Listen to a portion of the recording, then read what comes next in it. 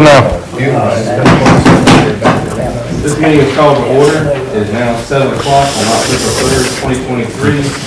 I'll ask Councilman Hutto to give our opening prayer. Let us pray. Our Father and our God, we thank you for blessing us this day. We thank you for going with us since early this morning throughout the day and leading us up to this appointed place at this appointed time. We ask that you continue to be in our midst and to guide our minds, guide our hearts and our tongues, that we may do and say those things which are pleasing in your sight. And Lord, we ask that you lead us in the direction you would have us to go and not allow us to try to lead you. And when we have done what we've come here to do, we ask that you give us safe passage back to our respective homes. These are all the blessings we ask in the Son Jesus' name we pray. Amen. Please join me in salute to the flag. Pledge allegiance to the flag of the United States of America and to the republic for which it stands, one nation under God, indivisible, with liberty and justice for all.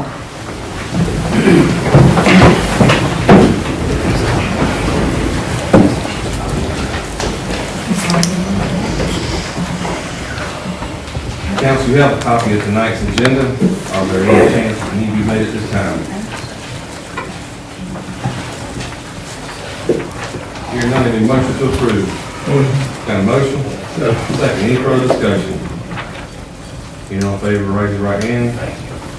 Next on the agenda is the approval of the meeting minutes in the September 5th, 2023 regular scheduled council meeting and the September 21st, 2023 special call meeting. Are there any changes that need to be made to those minutes?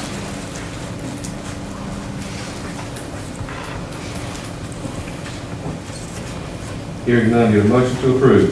Motion. Got a motion? Got a second. Any further discussion? Hearing none, all in favor, raise your right hand. Next on the agenda is public hearing, rezoning. I'm not going to read every one of these numbers, but it's rezoning. I'll read the 031, 002, 003, 001, 002, 006, 007, 008, and 012. From one family to two family residential, R6, to general residential, GR. We'll open the floor now for public hearing. Has anybody signed up to speak? Not for public hearing. We don't have anybody for that. I'm sorry, I didn't realize you had to sign up. No, you don't, I'm gonna say, sometimes people want to have public hearing. You can step up here and Okay. state your name and where you live and. Yes, sir. My name is Paul Sterling. I live at 410 North Maple Street, right across from this area that's supposed to be rezoned. I'm sorry, I'm disappointed my neighbors aren't here. I went around and talked to a lot of neighbors. None of the neighbors surrounding this property want this rezoned. That being said, I can't speak for them. All right? A mistake was made allowing these permits to be issued. We do not need to compound mistake after mistake. This site here, there's been no information on how much being built, the site construction. There's a lot of that in question, what the developer is going to do with this property. All right? This area surrounding this property is not even two family. Everybody lives around there, single family. Okay? Another thing I've noticed is in the zoning map, a lot of R6 areas are being depleted. Okay, we're running out of R6 territory, and now they want to rezone this to general residential. Okay? And I've looked over the zoning ordinance, and right on page 1, Article 1, and this is the purpose of zoning: to prevent the overcrowding of land, to avoid undue concentration of population. It's a small area they're developing. They want to put 32 units And that's the other classification, is these classified as apartments or townhouses? No one's been able to clarify that.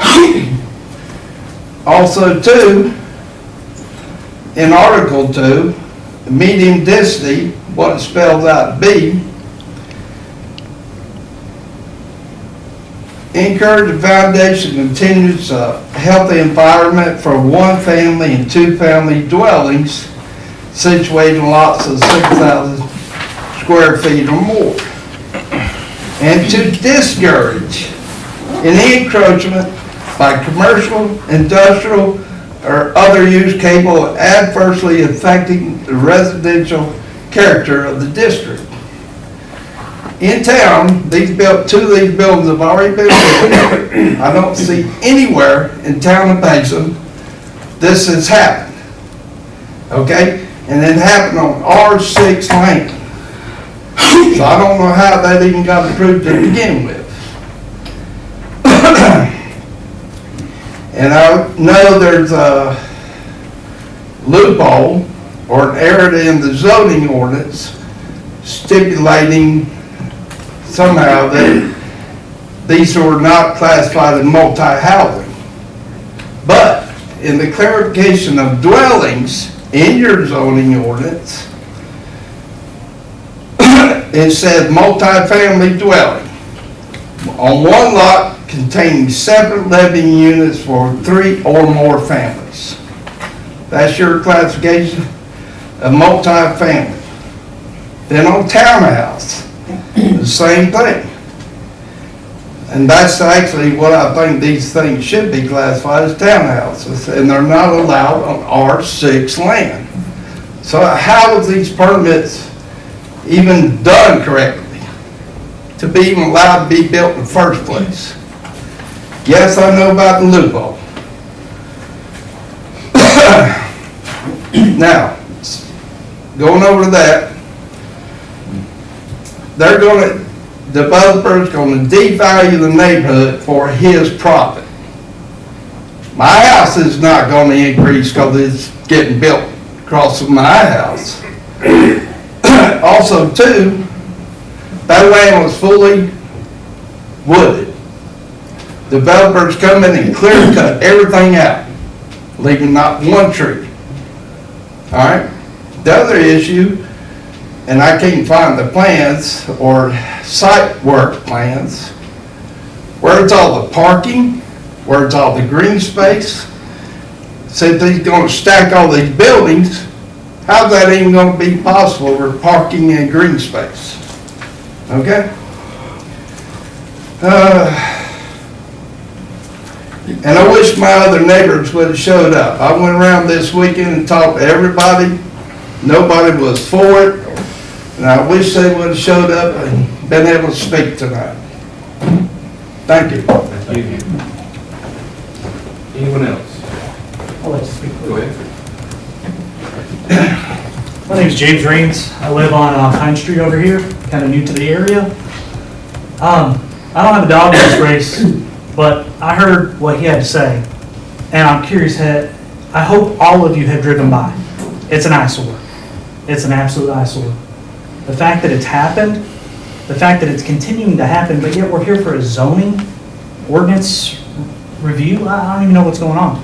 How can you be building something when it seems as if the property's not even zoned for it and it's continuing to go on? It's a slippery slope. You let it happen now, it's going to happen again. If you wouldn't want it beside your house, why should he have to put up with it?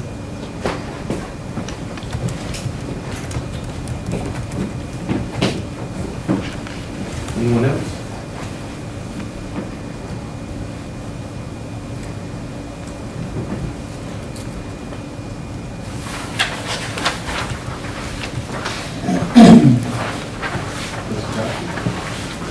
Mayor, Council, good evening. I'm Jermaine Johnson, builder, developer. This property on Sewell and North Maple. Day one, we followed what procedure was documented in writing. First of all, so no, we haven't cut any corners. Day number 2, permits were properly pulled and issued. Number 3, the area that we're building in is upgrading the area. I'm just giving facts, it's not an eyesore. Probably one of the best structures right around town, best structures you're gonna see.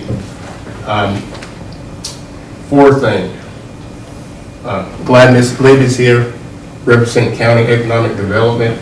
And as you're aware of and she's aware of, there's a shortage of rental properties. And as local developers, we're constantly getting requests for rental properties. And this was an opportunity for us to develop the area, hit some of our personal goals, as well as hit some of the county goals, economic development and housing. And also, we also heard a meet this week from PECOG with the great shortage.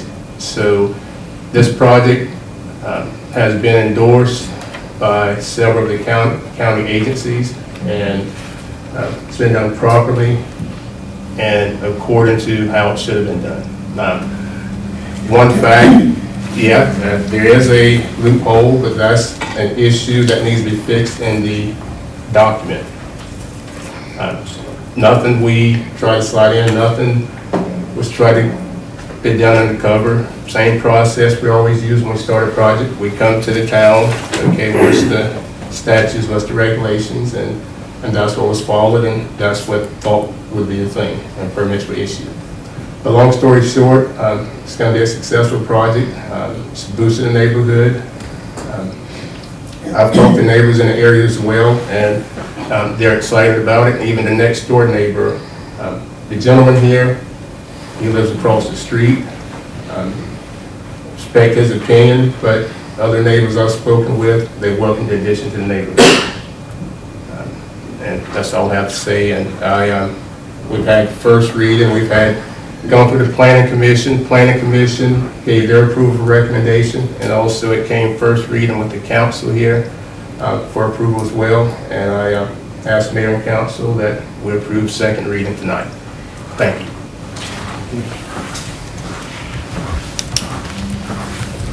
Anyone else?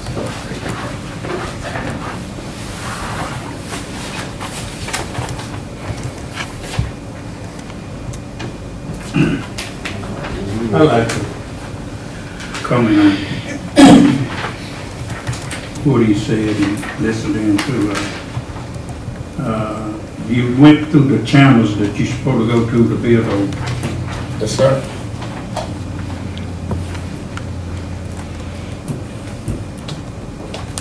And those are not the only one that you have built in town, in areas like that.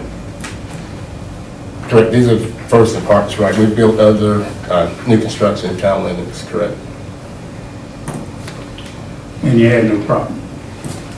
No, sir.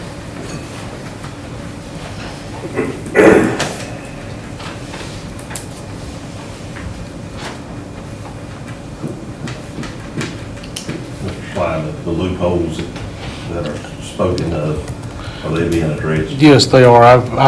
I'm working on putting those, or fixing those, because it's not necessarily a loophole, it's a different definition in two different spots, and we addressed those at the planning commission last week.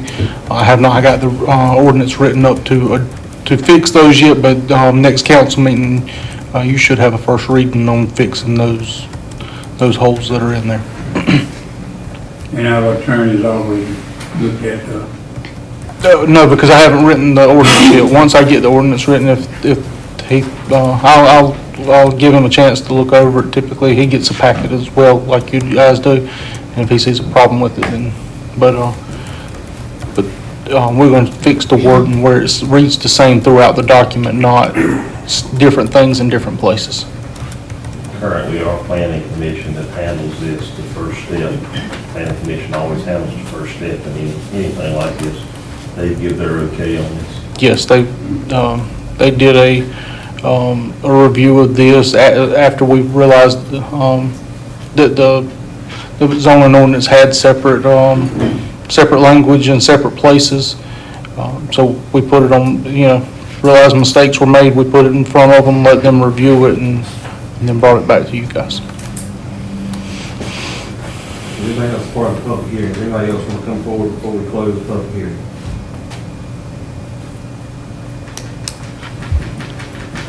There are no other individuals want to come forward, we'll close the public hearing and move to our next item on the agenda, which is persons appearing before council.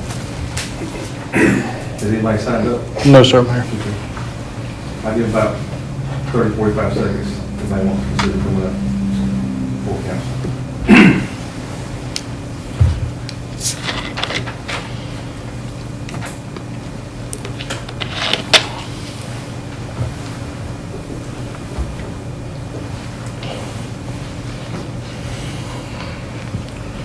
So we'll make one final call. Right, we'll move now to old business. Under old business, which is ordinance 488, this is rezoning of 031, 002, 003, 001, 002, 006, 007, 008, and 012 from one family, two family residential, R6 to general residential, GR. This is second reading. Mr. Slack. All right, there's a map of the property there. This is the same property we just had public hearing on. The area that is being proposed to be rezoned is everything in red. They're outlined in red there. If you look just to the left of it, the area that's in orange is general residential already. And Mr. Johnson's requesting that that entire area be rezoned to general residential. So everything to the west, running on Elizabeth Street, Sewell Street, and part of Evans Street and Oak Street, all that, it's already general residential as it states? Yes, sir. Yes, sir. Also, there's more than 2 acres, so even if that wasn't there, it would not be spot zoning.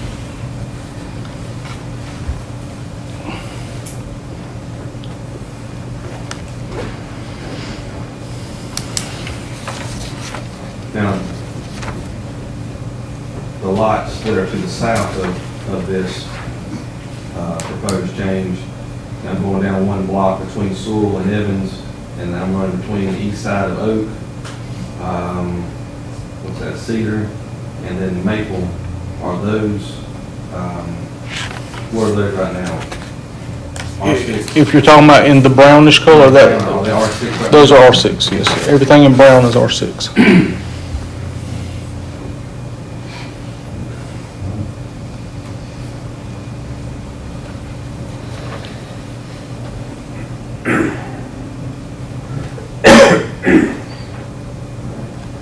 Any other information you want to share at this time? No, I don't have anything else at this time, other than, Questions, comments from council?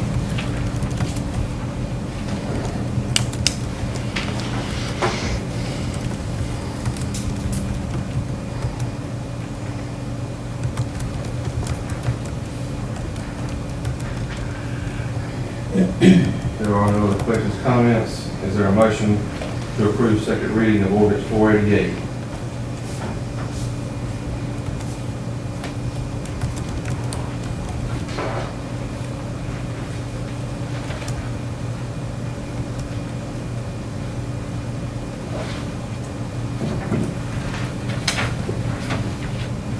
You asking for a Yes, motion? is there a motion? A motion. So you got a motion? Got a second. Any further discussion? Hearing none, all in favor, raise your right hand. Next on the agenda, under new business, which is PD Coalition, Domestic Violence Awareness Month. We have representatives here from the PD Coalition. You have the floor. Good afternoon, Mayor and council members. Thank you for the opportunity to stand before you to speak. I'm Stacy Short. I am the Chesterfield County Service Coordinator, and I have with me my outreach coordinator, Ms. Sheila Amick. If you don't mind, she has packets and door hangers, and she can present the podium to present to you. We're coming today to just share some information. October is Domestic Violence Awareness Month. And we just come to share some information about how domestic violence has impacted Chesterfield County as a whole over the last year since we have been here. We have served 55 families that have experienced domestic violence, and those are the ones who have came through our doors to seek services. They have spent 331 nights in our family shelter, in our safe shelter, over the course of the last year. And we are still ranking number 5 in the nation for domestic violence. So that tells you the prevalence that domestic violence is still a social issue and that we got to keep chipping away at it and working on it. There's a lot of things that we will be doing for the month of October to bring awareness about domestic violence. Some of them are a candlelight visual that we will be doing on October the 12th on the Chesterfield County lawn. Remember my name, and this is for those who have lost their lives to domestic violence, as well those who have survived and that are survivors. If you have nothing to do, please join us on the Chesterfield Courtyard lawn at 6 p.m. on October the 12th. As we lift up, we have our DB investigator, Mr. Weldon Gainey, who will be our keynote speaker. He is on a pilot program as a DB investigator. He has really been working really thoroughly to combat DB in Chesterfield County. So he's going to talk about how it has impacted over our county over the last couple of years that he has been working in that role as a DB investigator. So please come out. We're also going to be doing a Fight with Flight fashion show in collaboration with Marlboro County's Satellite Center. And we're going to be letting our victims who are now survivors strut their stuff along with some of our community partners. So some family court people, some of the judges, some of the court clerks, as well as some of the sheriff departments, some police department people who are going to join in, because we want our folks to not just think that they are victims, because we don't know what the face of domestic violence look like. It don't always just look like somebody putting their hands on you, and at any point in your life you could have experienced domestic violence. And so as I continue to come to you, I want you to continue to spread the word. Our theme for this year is, if you see something, say something, because we got to keep having those conversations with each other, and especially our males. We never really know the true the brevity of how it affects males, because they will never really report. So it is happening to our males. They just never really come in for services for the shame and guilt that it carries, that they're being battered as well. So it is happening to them as well. So we really can speak to the women that it's affecting. 1 in 4 women are affected by domestic violence every 28 seconds, and that has to stop. So we got to keep having those conversations, and not just in the month of October, but continue to have those conversations. Because if it's happening in our community, it should matter to us, because it can be our daughters, it can be our granddaughters, it can be our sisters, it can be any of our family members, and then it's really going to matter. So continue to speak and have those conversations along with us.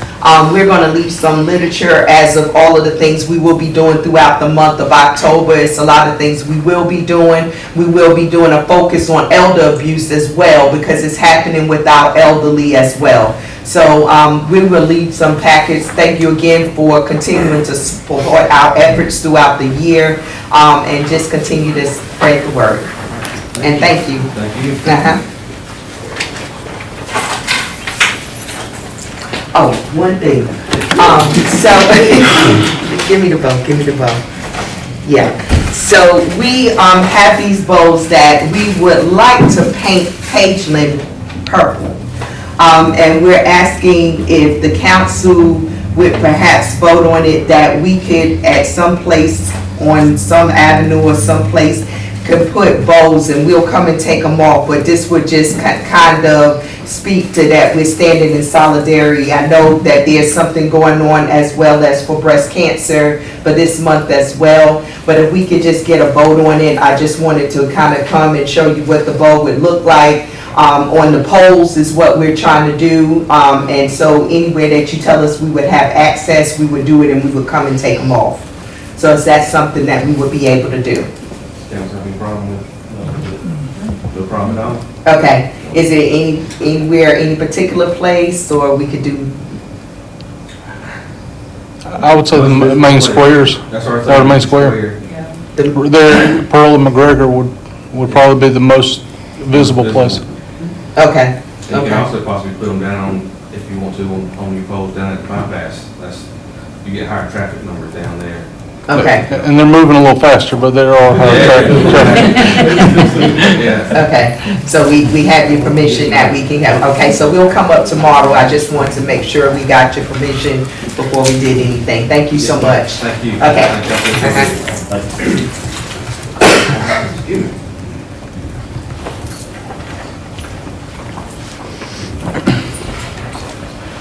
Next on our agenda is the Halloween dates and hours. I'll defer to you, Mr. Sly. So we got an event for the weekend before Halloween.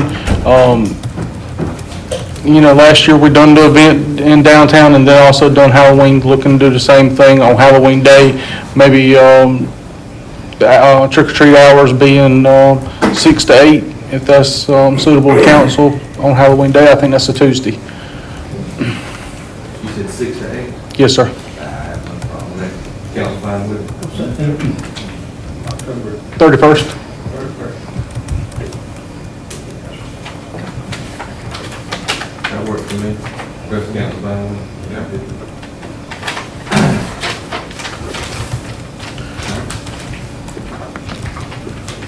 All right, we'll move on to the next item, the A-Rent building. Mr. Sly.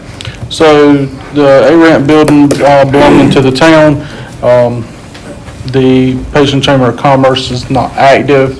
There's some discussion, has been some discussion of being able to use that for town business.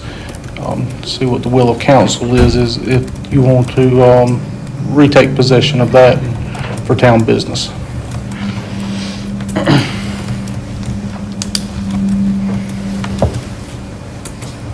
Is there a preference on how soon council wants to occupy this building? Maybe a 45-day or 60-day notice? Is there a preference?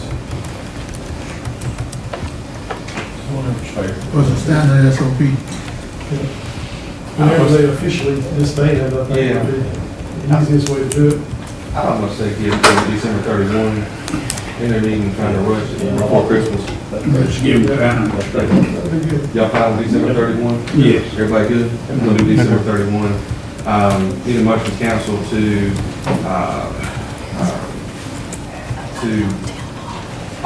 give the Chamber of Commerce until December 31, 2023, to remove any items that they want to take out of there. That after that point, as of January 1st, the town will begin operations in that building. I need a motion for that. Motion. Got a motion? Second. Any further discussion? Hearing none, in favor, raise your right hand. Unanimous. Next on the agenda is ordinance 489. This has to do with water rates. Mr. Sly. All right, so Chesterfield Rural Water has sent us some information about raising rates. And for them to raise rates means we have to raise rates or else we're gonna be in a deficit. And so here's the proposed rates based on what they proposed to us, which was a 40% increase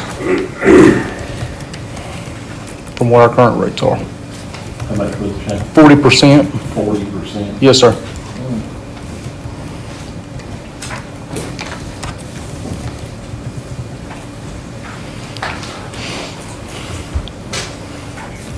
How soon? I've got this set up, this ordinance written to be effective as of November 30th, the water bills that go out in the month of November. Of course, this is the first reading, so if there's any changes want to be made, we'll have to make their changes between now and our next council meeting, which we have to take it up second reading. Yep. Will there be any PR campaign? We can put it on the water bills that the rates are going up and also put it out on Facebook. Yeah, we put out social media, Yeah. and also ask local media, Yep. the town with Facebook and Facebook Progressive and to assist in that effort. Yep. And This is the same increase that we were discussing almost a year ago, is it? It is, so, a year ago, they come to us with an increase. If you don't mind, tell who they is. Chesterfield County Rural Water is who the town of Pageland buys water from. Approximately a year ago, they come to us with an increase, and they didn't meet all the legal qualifications. We had legal talk with them, and also one of the legal qualifications with, that they can only adjust our rates one time a year, and that is in the month of May. So they come back to us in the month of March and said, hey, we're gonna increase the rates in the month of May. This time, the rate increase went from almost double to almost triple. There's been some conversation between legal and their attorneys, and we've come back down to the first rate that they were offering. Well, it's actually about 4 cents more per thousand than what their original offer was, but there's still some ongoing legal work that's gonna have to be done as well. Well, with a 40% increase, I seem like there need to be some enlightening somewhere along the way, before I get my water bill. Then you look at it, and then, you tell me, well, we're raising your water bill. Well, I can see that then, that they're raising it. But, Right. There should be some kind of information. And to be upfront, Chesterfield County Rural Water, their water rate changed as of October 1st for us. So we're already paying the higher rate. Is there some way we can notify our customers, let them know that? Again, that's what we was talking about just a few minutes ago. We're gonna put it on the water card, and we're gonna do it on social media, and also get with the newspapers to get the word out. So any increase now is stuff on everybody's bill. Right. You know. And again, this is not town of Pageland. This is a Chesterfield County Rural Water. That is correct. Is that correct? And all we're doing is passing along the same rate increase. That's right. Not us, it's someone raising us. Right. This is the rates being raised on the town. But we were able to negotiate them back down from what percent to 40? It was almost triple of what we're currently paying back to almost double what we're currently paying, or we're currently paying at the end of last month. That some is better than none. That's right. There was some decent negotiation going on somewhere, but they still don't like it. Seems like it's excessive. Yep. And just for the sake of asking, are we gonna be paying the same rate that other municipalities are paying? Is ours gonna be cheaper? We are their largest customer. So Don't say that one more the, time. We are their largest customer. Are we paying a higher rate, lower rate, right down the middle? Where are we? So again, that falls back into the legal aspect. The attorneys are working on that. But our contract requires them to provide us a competitive rate to other wholesale customers.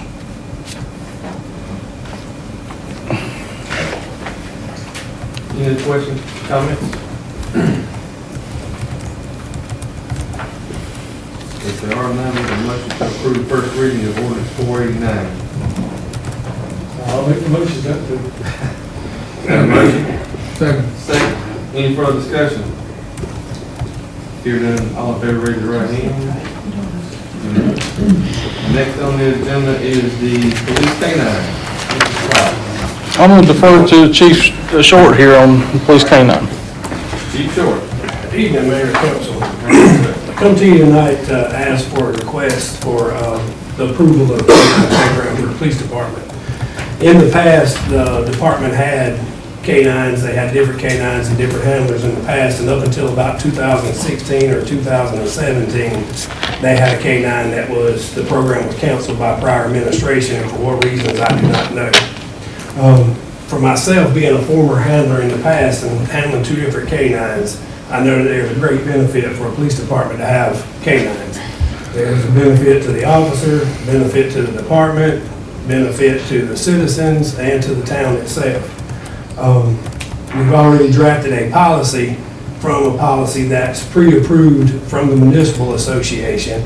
That's the policy we're using, and it's the policy that they suggest that all departments that has a K-9 program actually use.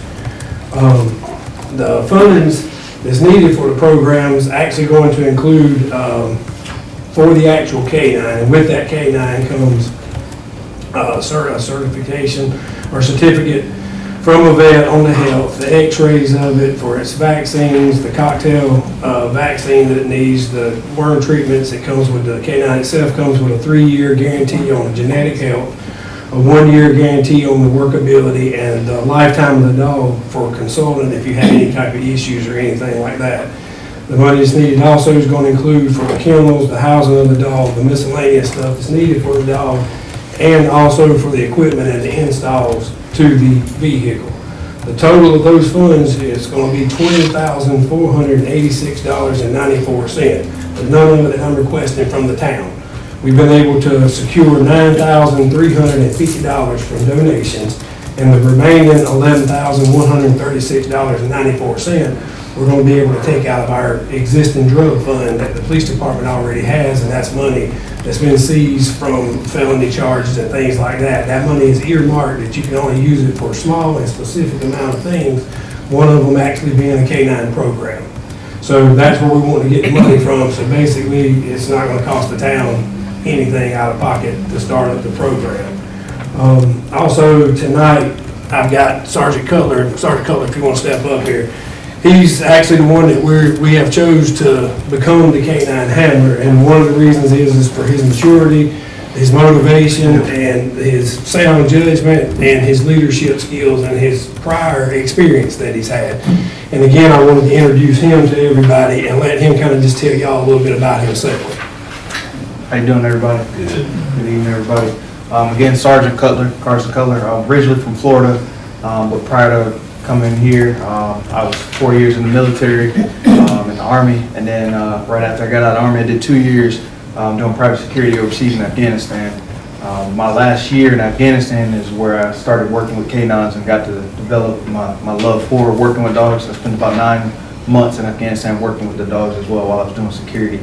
And so I wanted to come here and kind of bring that those skills that I have and that love for working with dogs to the town of Pageland to help assist. It's a great benefit. We stop tons of cars.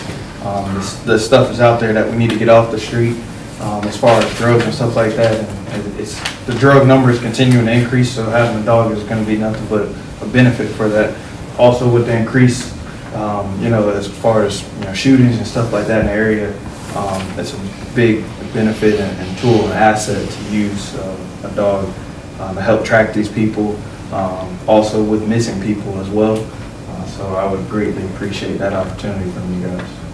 And what we're looking at getting is it's a dual purpose dog, so it's not just a narcotics dog, it's a dual purpose dog that does tracking and things like that. And with us having assisted living, the Chesco buildings, it's great if somebody like that wanders away. Not too long ago, we had a kid that ran away from the school. All those things are a great benefit to assist us in locating and in a timely fashion and a quick fashion. Because again, with those type things, the time is of the essence. So again, it's nothing that the departments hadn't had before, and the town hadn't had before. It's just something that we think is a benefit to get started again for the town. I think it's something that, especially that we've been able to secure the funds, that it's not going to cost us anything. Basically, we're not going to have to pull the money from anywhere but just where we've already got it to be able to start the program for that assistance. That's great. Sir? That's it. Appreciate, glad to have him aboard. Yes, sir. Yes, sir. I appreciate it. And like I said, myself, being a prior handler, him being a prior handler, me and him's talked a lot, we know, and he's got what we take and what it takes to run this program and what we need to. And also, I'd also like to take a minute, if it's okay, to just recognize the ones that's actually donated to the fund, if that's all right.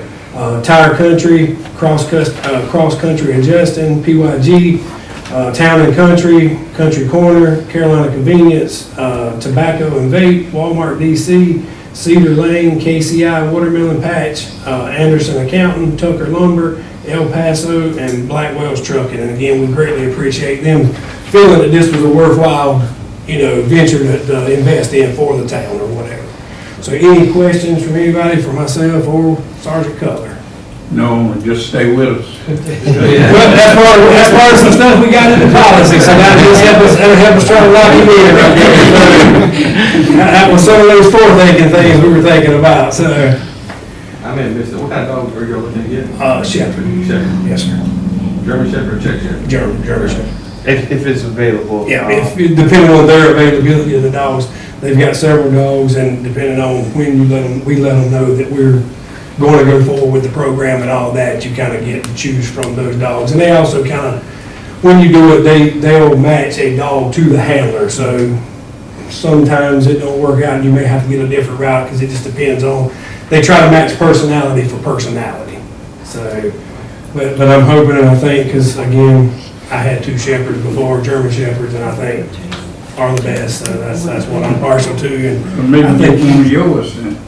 well, unfortunately, both of mine has passed on. My first one, he was from Czechoslovakia, and he passed on after I retired him. And the second one, he was actually from Germany, and had to pass. He had to be put down or whatever a few years back. So I had some in the past and they're smart dogs. they are. Well, and they're a great asset, because one, I used to tell people, I said, I couldn't get a better partner, because he was willing to lay down his life at any moment, and he didn't complain about the radio station that I listened to, complain about my driving or anything. I said, you cannot get a better partner whatsoever.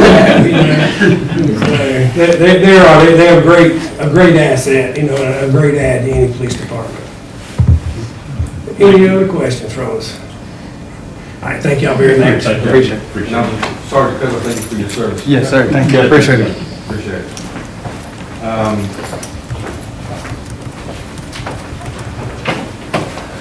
Any questions, comments from council regarding K-9? All we gotta do is just authorize, approve the request, correct? Yes. Okay. With that being said, I need a motion from council to approve the request to purchase a K-9 for the police department. Motion. Ladies first. Got a motion? You second, Mr. Baker? No, yeah. All right, got a motion and a second. Any further discussion? Hearing none, all in favor, raise your right hand. Next on the agenda is item 6, subdivision rewrite. Mr. Sly. All right, last month you all received a copy of the subdivision ordinance rewrite, revision that the planning commission's been working on. I don't know if any of you had a chance to read over it. Do you have any suggestions for that plan, that anything that needs to be addressed, you would like to see changed, anything that I need to send back to the Santee Lynch's COG for them to make adjustments to? When you anticipate the planning commission making their recommendation? They've already recommended, that's why y'all have a copy. Yep. They've already reviewed it, they've already made their changes. What you have, or what you received last month is their approved copy.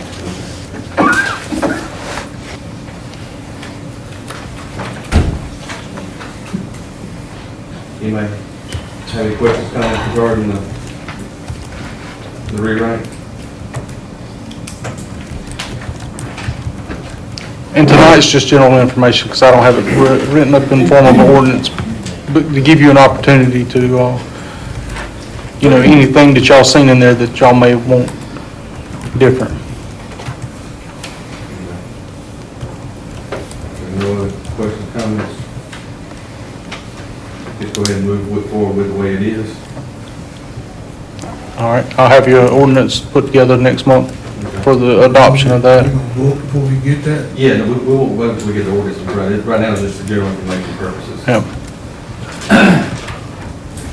We'll move on to next item number 7, which is ordinance 490. This is permanent zoning of tax map number 020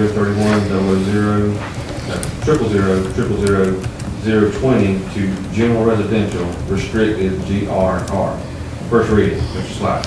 All right, back in April, I think it was, council annexed this piece of property, which is across the street from Titan Stainless, and Mr. Melton has, who runs Titan Stainless, he has a company who owns this property, and we need to make some final zoning on this property. We done a temporary zoning whenever we was annexed, and then we never had come back and cleaned it up. We need to clean this up. I've spoken with him at this time. He has no intentions of any commercial property on, or commercial structures being on this. He's planning on doing residential only, so that's why we're requesting it to go to what, the same thing as what the temporary zoning is, which is GRR. It's been approved by planning commission. Yes, it has. The planning commission's reviewed this and approved it. It will have to have a public hearing. There'll be a couple things that need public hearings on next month because we're moving forward, trying to wrap some stuff up. So this is one of the things that'll be up for public hearing next council meeting. Questions, comments from council? How many acres is it? 38.10.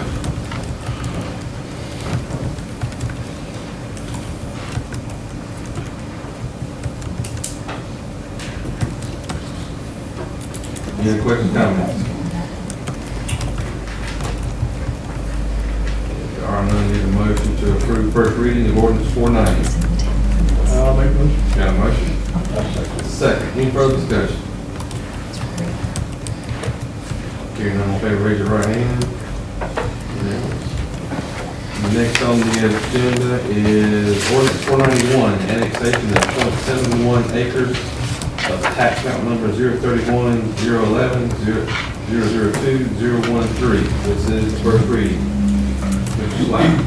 All right, so this ordinance here is for this property here, and Mr. Stevens. Right. Mr. Stevens here is proposing to put a butcher shop, for lack of a better term. He originally planned on doing a full slaughterhouse there, but he's planning on doing a butcher shop.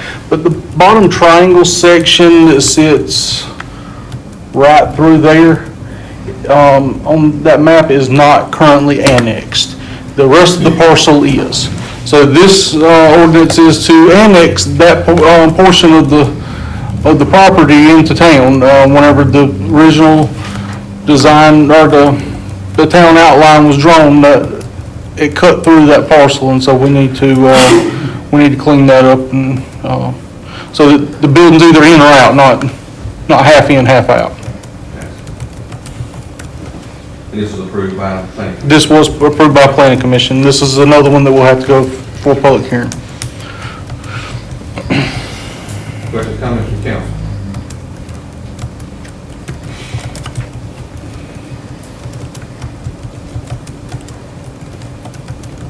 Hearing none, need a motion to approve first reading of ordinance 491.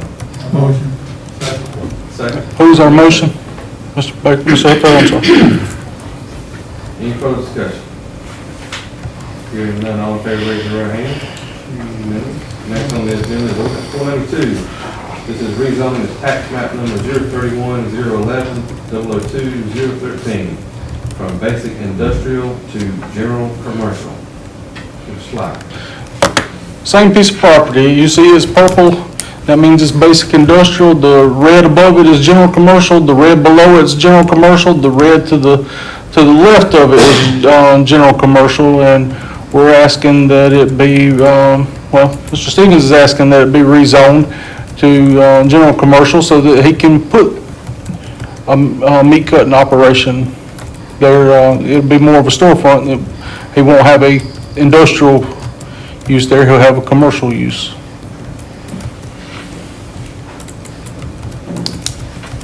And just for your knowledge, it has not been purchased yet, but it will be after the zoning. Is that correct? Yes, we're working with the owners of the property right now.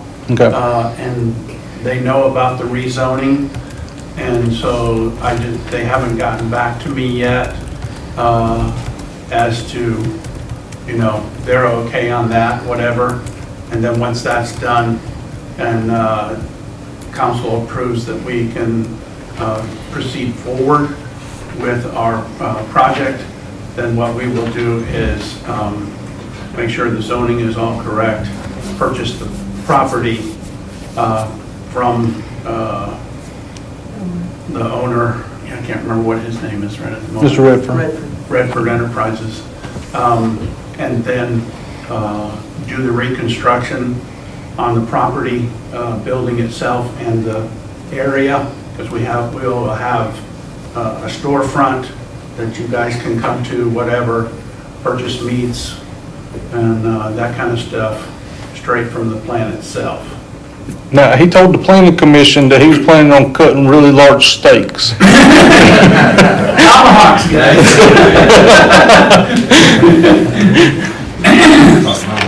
And Tommy Rivers says that he's gonna bring his cookers over, and we're gonna have a grand opening, and we're gonna cook some stuff.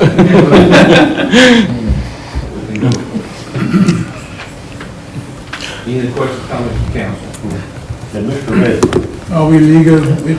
Yeah, Mr. Redfern signed the paperwork. Mr. Redfern did sign the paperwork. It is legal to, for him to assign it to someone else. It's been done before. But the paperwork has a place for the owner to sign and allow someone else to sign. So you should have a copy, I think it's this form right here. There's a rezoning and a annexation paperwork in there that was signed by Mr. Redfern.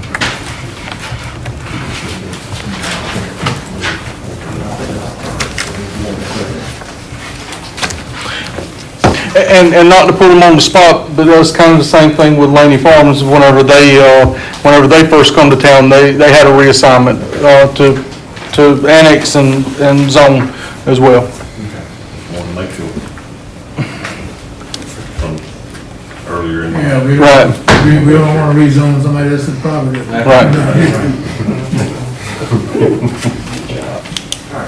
One more call. Any questions, comments for ordinance 492? Excuse me. If there are no other questions, comments, need a motion to approve first reading of ordinance 492. Got a motion? Got a second. Any further discussion? Here now, all in favor, raise your right hand. Unanimous. Next on the agenda, ordinance 493, grant a variance for sidewalks in the Laney Farm subdivision. This is first reading. I'll defer to you, Mr. Slifer. All right, you have a letter, also in your packet here, and, Mr. Scott. Email. Yeah, it's an email, and there should also be a map in there. Mr. Scott Monday's here from, the builder who will be building there at Laney Farms, and, I think he's got some stuff he would like to show you on some of this as to why they're asking for this to be done. It has been reviewed by the planning commission, and they have approved it. Excuse me. You have the floor, sir. Good evening, Mayor, Council. My name is Scott Monday. I'm with NBR Ryan Homes, as she mentioned, the future home builder at Laney Farms. As we shared with Planning Commission last Thursday evening, we consider development, particularly residential development, be a really big jigsaw puzzle where all the pieces have to fit together. And, it's important whether it's that the construction plans fit the preliminary plans, that land construction fits the construction plans, home building fits land development, and so forth and so on. And all the pieces, as I mentioned, have to fit. And in good developments, all the pieces do fit, and in problem developments or in developments that have problems because the pieces don't fit. And in our experience as a developer, we've identified a significant jigsaw puzzle piece that we believe does not fit the Laney Farms. More specifically, that's the sidewalks located along the ditch section roads which serve the single-family lots in Laney Farms. So what I'd like to share with you is first to orient for you where the sidewalk is located, and then I'll share with you the problems associated with that. So if you can see in this exhibit, there's also a map in your handout this is the street, this is the 18-foot ditch section road, this is the driveway, and outside of the right-of-way, which is the black line that you see here, there's a 10-foot utility easement, and within that 10-foot utility easement, that's where the sidewalk's located. As a result of that, the sidewalk is located only 8 feet from the front door of the homes, and that's as close as I am to you all. So the first concern with this, there's really two chief concerns. The first concern is one of safety for our homeowners. As a home builder, we can see this coming from a mile away. Folks in the home are going to be in the front of their house, they're going to look out, they're going to think someone's at their door and they're just on the sidewalk. Gives an opportunity for folks that are also potentially up to no good to be right at the front door of somebody's home, just say they're on the sidewalk, which again is a safety concern. It's easy for us to envision our homeowners complaining to us about this orientation. The only thing that we'll be able to share with them is that it's really part of the town structure and town guided location for the sidewalk, and ultimately those folks are, we think are going to be complaining to the town, which will be some 500 homeowners that are going to be doing that. So, that's one issue, safety, a clear safety concern. The second is that because of the location of the sidewalk within the driveway area, the sidewalk is going to be more often than not blocked by cars parked in the driveway because it's so close to the front door. In this exhibit, the cars are compacts. SUVs and pickup trucks was a good 4 feet longer than this, and there's just nowhere to park without blocking the sidewalk. So it's a logistical issue, it's a safety issue. It's going to be hard to use the sidewalk, folks aren't going to use it. Again, and for the safety issues that I mentioned. So we do have a solution that we'd like to propose, and that is in lieu of building this sidewalk, which is just going to be problematic, we would like to contribute to the town, fee in lieu of $700 per home site, which at 500 home sites, that's approximately $350,000 for the town to be able to use those funds to build sidewalks around town where the town deems it appropriate, and also to improve parks and or greenways. So we think that's a much better use of funds than us spending the money to build a sidewalk. It's just going to be a problem for everybody. That's what we propose.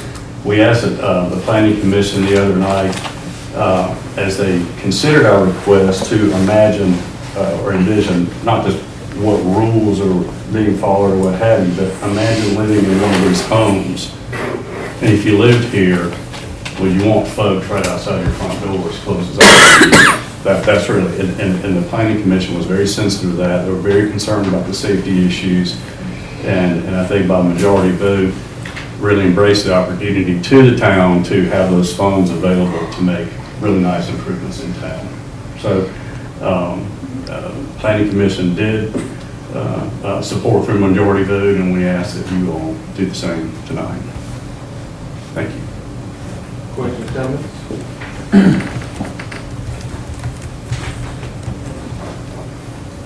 8 foot is pretty close. Yeah, it's too I close. don't know what that was. It's too close, but we asked them to do a quick turnaround here.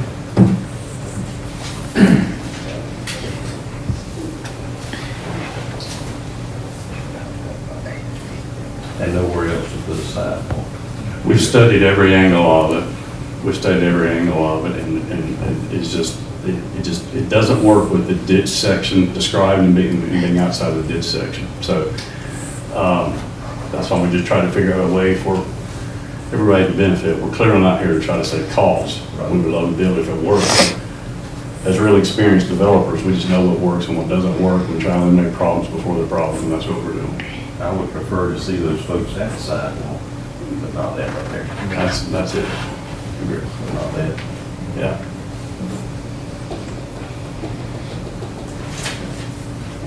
Any questions, comments from council?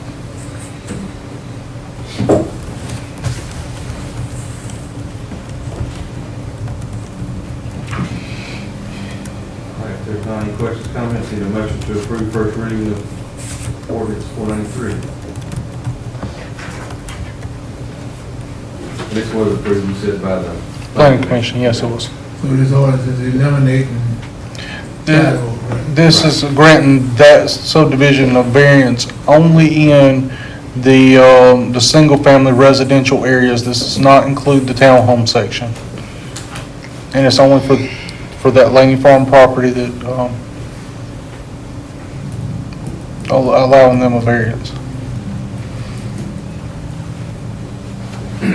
And the language that we proposed for the town's use of those funds and paying the fee in lieu is, I believe, in the packet. And again, I'd rather see them get a sidewalk. That's not acceptable, that's not. Within the square peg round hole, like you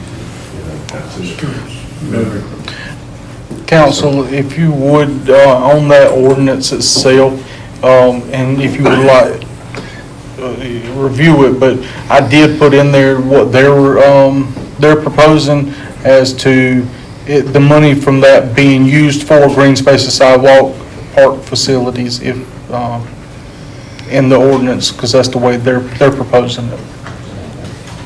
So we would, if that was the case, then we would earmark that money for those uses.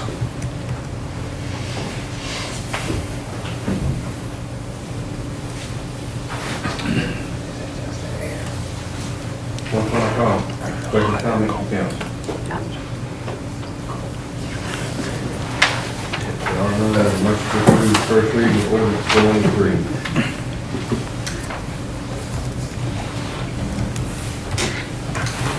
I'll make that motion. Got a motion? Second. Got a second. Any further discussion? Hearing none, all in favor, raise your right hand. Unanimous. Thank you, sir. Thank you all. Thank you. Of course, that's the first reading, we gotta do the second reading Right. next council. Next on the agenda is department head report. Mr. Singleton, you wanna start us off tonight?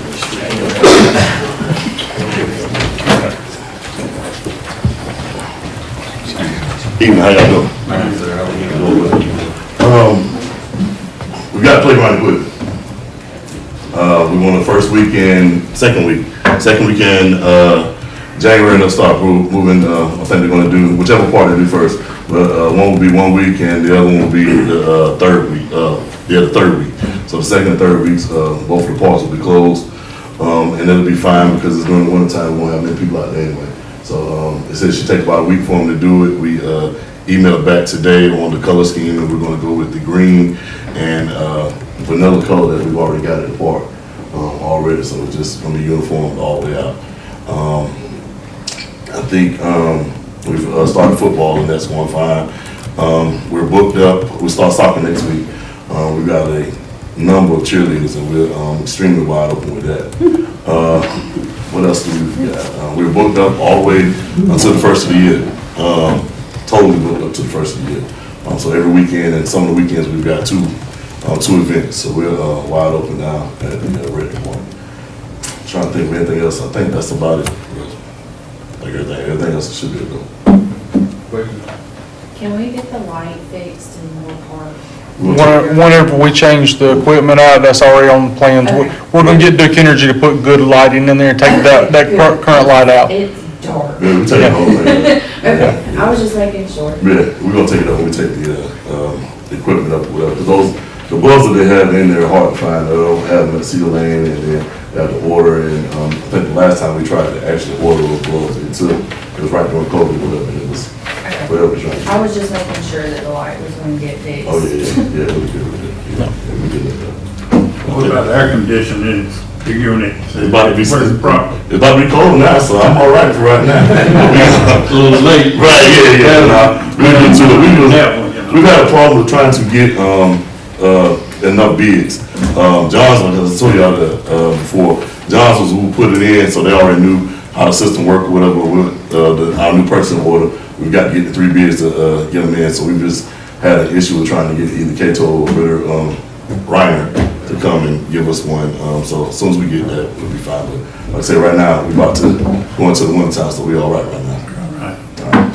Thanks, sir. Chief Short.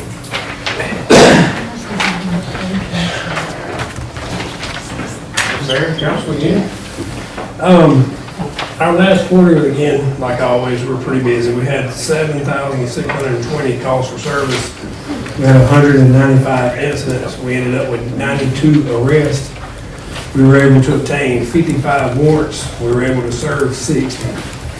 We've done a total of 40 wreck reports. We had a total of 244 written contacts. We issued 1,145 citations, conducted 1,028 traffic stops, had 3 DUI arrests, had 22 arrests for drug cases. We conducted 324 foot patrols, and we were called on to assist the county in the county 31 times. Any questions? I don't have any questions, anything, but on Highway 207, Yes, sir. the route to school and down the resident area, most of the tractor and trailer has detoured from coming down to the light, going the direction on now where they need to go, and coming up 207. And the speed through there is 35, 45. And I don't know what he knows what the speed is or what, but it's getting kind of on the dangerous side by the children and the school bus and all coming through there. In a way that it can be controlled a little. And they do, and again, that's part of us being 2 officers per shift. We don't really have enough officers sometimes to cover all the functions that we need to at one time. But again, we issued 1,145 citations in the past 3 months. I know you're busy, you don't have staff that be everywhere at all times, but I was told and I understand that safety comes first. And if you can prevent an accident, a child getting ran over or somebody. And during those times, those 2 officers are assigned to the school. Even though we have SROs provided by the county, our officers actually sit at the school, in front of the schools, to monitor that for kids and all. Well, I was speaking of the speed through there in a 45 running 55, 60. So I'd like to see if you could have a patrol. You're doing the best you can with what you got. But you have also a speed monitor. Yeah, we just took it down last week from in front of the school. We moved it to a different location. It was in front of Paisley. Paisley school, right? Yeah, it was right in front of the school up until like last week, I think we moved it. Okay. But thanks for the job you're Thank doing. you. I just thought I'd bring that to your attention before something happened that, you know, we need to look into.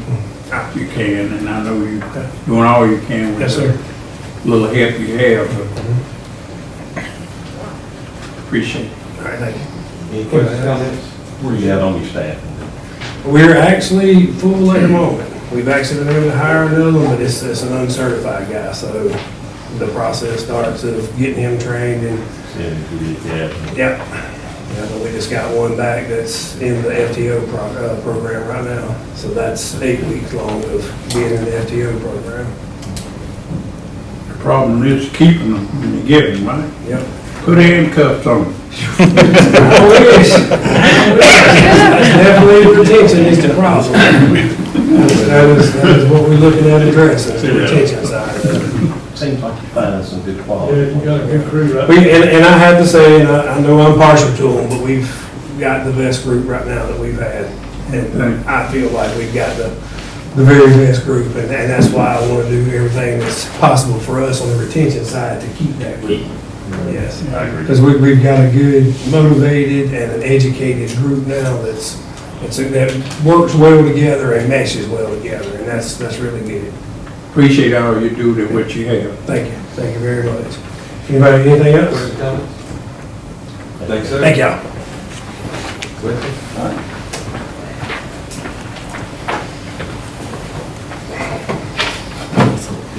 Good evening, hello, Mayor Council. Good to see y'all. I would talk about everything I've done probably since I've been back, but I don't know if I got that much time. But, I had done, getting here and Shane kind of went over and tried, started with a needs assessment more, let's just say, so to speak, and went around and checked on some of the issues at the waste plants and the lift stations. And also, we have met with Long Humane Farms and a lot of different things, just a lot of very wide range things we've dealt with. But my main focus has been trying to get the plants back up to where everything's operational. We got some things that wasn't operational and some things that were gotten back working, and some things that wasn't working. And when I say not working, I'm not saying totally not working. I'm just saying we have a recycling water station building at the waste plant, which actually takes the recycled water that's been treated to use to inject chemicals and also uses wash down the different parts of that plant. One of those motors or pumps was not working when I got here, just one was running. And you had to go through looking at it, and they knew it was a pump or the motor, ended up being a bearing in the motor, had it rewound, had it fixed. And then also going from that point to the whole structure of that part, that saves the town almost $14,000 a month using that water there than using water from county to county. So that was very important, because they're using that to do the chemicals injection. We've been having trouble about keeping the chemicals injected because of the filtration system. The filtration system had to deal with it for about a month here, but finally got it dialed in. It was getting so much particles in it. They had another screen at those buildings, at the chlorine building and the sulfur building, that were actually getting clogged up, and then those chemicals wouldn't get into the water like it properly was supposed to. And so we think that may be some of our issues. We were having toxicity. We have gotten those. I've gotten a new kit, rebuilt it, new hydraulic seals and all the seal kits for it. Got it back operational. Used to go 24 hours without that thing just slowing down or stopping up, and now I can go 2 days and you can't even hardly see it's being the filtration system's working properly like it's supposed to, which is it's a nice system. It just need to be tuned in, and had to redo the programming. The programming was, I think it lost some of the programming on it, so I had to reboot the programming on it, but it's working properly. That's been my main focus, I think, that, and also we had some of our lift pump stations, our different pumps that are pumping, moving our wastewater. They have two different types of level indicators. One's the transducer, which is pressure, and the other one's a floats. We've had a couple of issues where the transducer quit working, so we want to turn over to float mode. Well, then the float mode didn't work. So I have gotten all those corrected now. So now if we get out there, if this part don't work, everything's designed with a backup. So I'm making sure that the backup part works too, because we haven't been using it. So I've been running those in those backup modes, trying to get those up. And like I said, it's a bunch more stuff I've been doing. That's the main thing I've been trying to do, is get that one particular thing fixed, and that's because make sure our testing is getting back right with DHEC, and I know Shane's we both dealing with a lot of stuff with DHEC, and that's my main focus now. I've helped Public Works a lot with different things as far as locations and knowing about where stuff is, and just giving them some information on stuff like that and helping them. But mainly, my main thing, like I said, has just been trying to get everything back into operations and make sure things are working. So when we find out in middle night something's gone and it ain't working, we'll know why. We don't want to be trying to run around with our heads cut off and not know what to do, So I think we're getting to a better place. It's in a better place than it was when I first got here. If I got any questions, I'd be glad to answer. We appreciate what you're doing, because I'm sure no matter how much the plant costs, if there's not maintenance, it won't last long. Yeah, you gotta go back and make sure you check all those things. Like I said, we've had a couple of times, like I said, the pumps went up there and I got called and went up there and it wouldn't go into float mode. We'll come to find out the float that actually turns it on is messed up. So I've gotten those replaced. Got those. One's the big lift pump station that pumps it from the north plant to the south plant. So that's very critical. You got to get sure you get that, make sure that's flowing. So make sure we got that back working. I've actually went over there and actually turned it over in that float mode, let it run there for a day and make sure it's working properly, and then flip it back. But just getting everything, making sure everything's working. You got to, and I think that was just not having enough people there just to check all those things. But that, and like I said, the main thing we were trying to do is just get back and make sure we stay in compliance with DHEC and keep everything in good shape. All right. Appreciate y'all. Thank you. We'll now move to item number 12, which is the administrative report. Mr. Sly. So, start off here, the financial statements, you should all have a copy of them, and also the fine report is over here. DHEC, let's talk about DHEC just a little bit. I have been in a DHEC whirlwind the last couple of days. I've got about 6 different documents from DHEC on my desk, and one of them is a proposed consent order.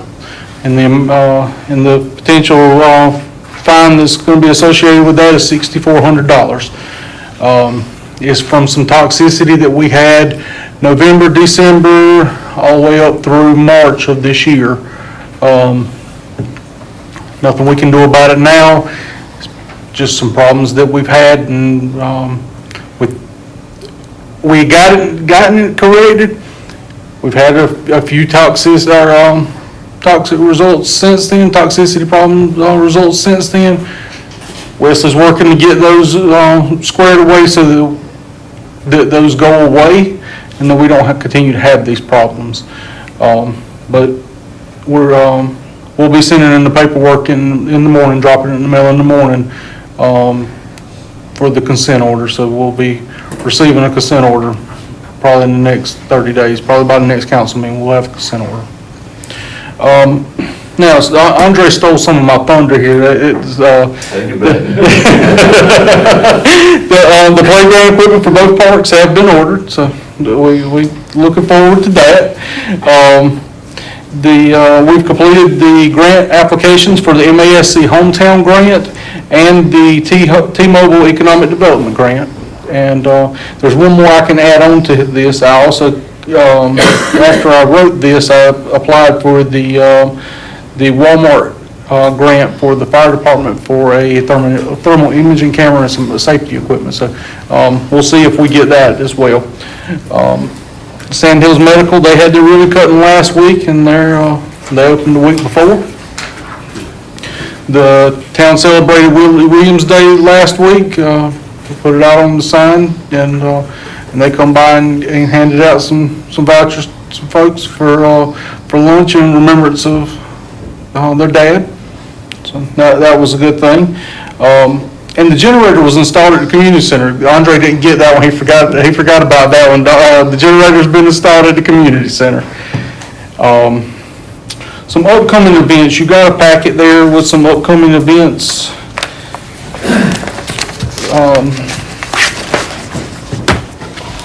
So the Cancer Walk will be October the 14th.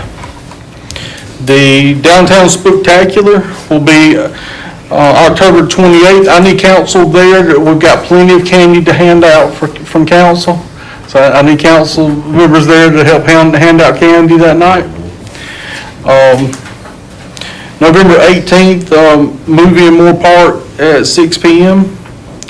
And December 9th, the Christmas parade and council float will be we'll set up there beside the police department, and then the Christmas tree lighting to follow at Moore Park. One thing that's not on here, and I know Kelly and Andre's going to be working on that, is the Veterans Day service will be coming up in November. We'll have information on that at the next council meeting. It'll be that same week, but they'll be putting that together as well.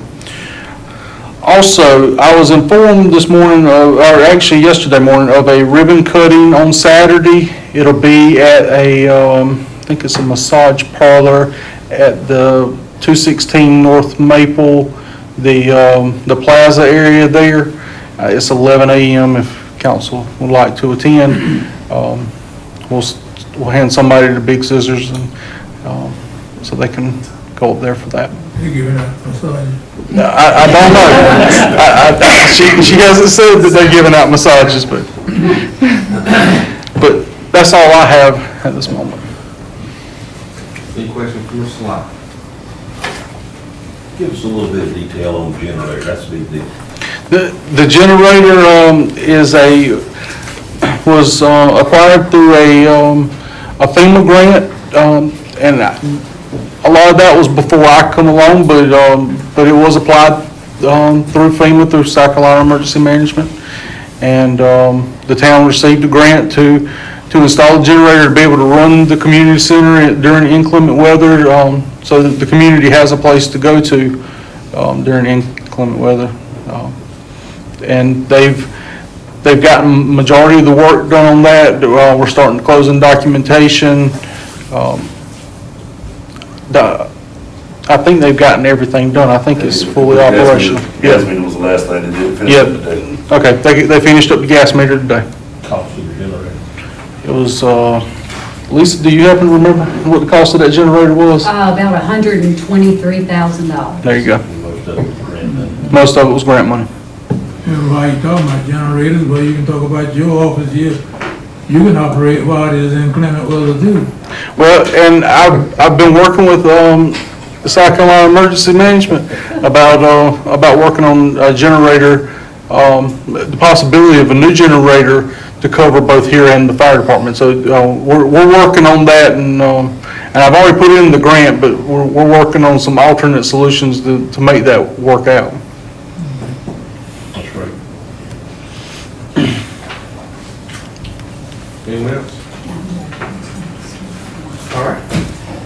We'll move on to item number 13. We do have an executive session for this evening as it relates to our personnel matter. Need a motion to go into executive session. We'll take about a 2 to 3 minute recess, and we'll go into the conference room. So I need a motion to go into executive session. Motion? Second. All in favor, raise your right hand. Unanimous. All right. We'll take a short recess and we'll... I need to get everybody to sign this. Get in.